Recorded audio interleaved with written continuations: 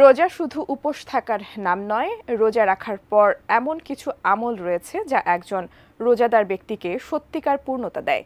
রোজার বরকত পেতে ঠিক কোন কোন বিষয়গুলো গুরুত্বপূর্ণ, যে সকল আমলে রোজা হবে পরিপূর্ণ, তেমনি কিছু আমল সম্পর্কে বিস্তারিত জানাচ্ছেন লিমা সায়ন্তী।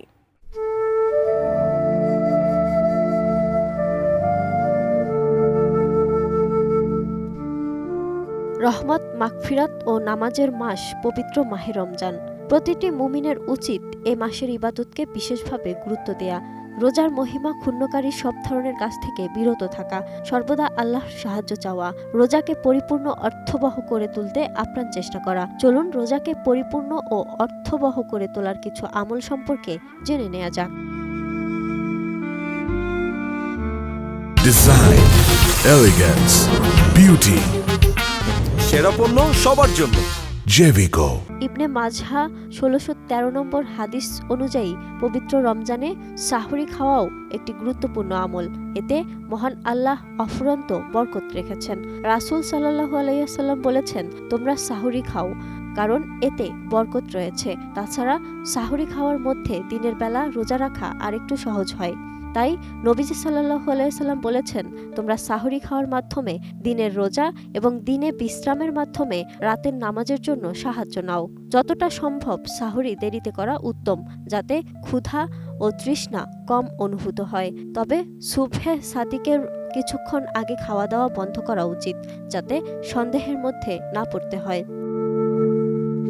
বুখারী শরীফের 1957 হাদিস অনুযায়ী সূর্যাস্ত নিশ্চিত হয়ে দ্রুত ইফতার করতে হবে। রাসূল সাল্লাল্লাহু আলাইহি ওয়াসাল্লাম বলেছেন, লোকেরা যতদিন ইফতার দ্রুত করবে ততদিন তারা কল্যাণের উপর থাকবে এবং অধিক পরিমাণে কোরআন তেলাওয়াত করতে হবে। জিবরাইল আলাইহিস সালাম প্রতি রাতে নবী সাল্লাল্লাহু আলাইহি ওয়াসাল্লামের সঙ্গে কোরআন চর্চা করতেন। হাদিস শরীফে ইরশাদ হয়েছে, ইবনে আব্বাস রাদিয়াল্লাহু বলেন, আল্লাহর রাসূল সাল্লাল্লাহু আলাইহি ওয়াসাল্লাম ছিলেন সর্বশ্রেষ্ঠ দানশীল। বুখারী হাদিস 6 অনুযায়ী রমজানে তিনি আরও অধিক দানশীল হতেন, আর রমজানের প্রতি রাতেই জিবরাইল আলাইহিস সালাম তার সঙ্গে দেখা করতেন এবং তারা একে অপরকে কোরআন তেলাওয়াত করে শোনাতেন। নিশ্চয়ই আল্লাহর রাসূল সাল্লাল্লাহু আলাইহি ওয়াসাল্লাম রহমতের বায়ু অপেক্ষাও অধিক দানশীল ছিলেন। বুখারী হাদিস 37-এ রাত জেগে ইবাদত করার কথাও রাসূল সাল্লাল্লাহু আলাইহি ওয়াসাল্লাম বলেছেন। তিনি বলেছেন, যে ব্যক্তি ঈমানের সাথে সওয়াবের আশায় রাত জেগে ইবাদত করে তার পূর্বের গুনাহ ক্ষমা করে দেয়া হয়। বুখারী হাদিস 1903-এ মিথ্যা, গীবত, পরনিন্দা ও মিথ্যা সাক্ষ্য থেকে বিরত থাকার কথাও বলা হয়েছে। আবু হুরায়রা রাদিয়াল্লাহু বলেন, নবী সাল্লাল্লাহু আলাইহি ওয়াসাল্লাম বলেছেন, যে ব্যক্তি মিথ্যা বলা ও সে অনুযায়ী আমল বর্জন করেনি, তার এ পানাহার পরিত্যাগ করার আল্লাহর কোনো প্রয়োজন নেই।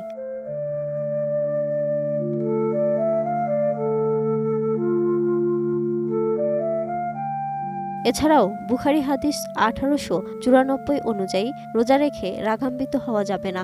রোজা মানুষের আত্মনিয়ন্ত্রণ শেখানোর জন্য, তাই রোজা অবস্থায় রাগ নিয়ন্ত্রণ করতে হবে। কেউ অপ্রীতিকর আচরণ করলে ধৈর্য ধারণ করতে হবে। Lima Sayanti, desk report, ATN news.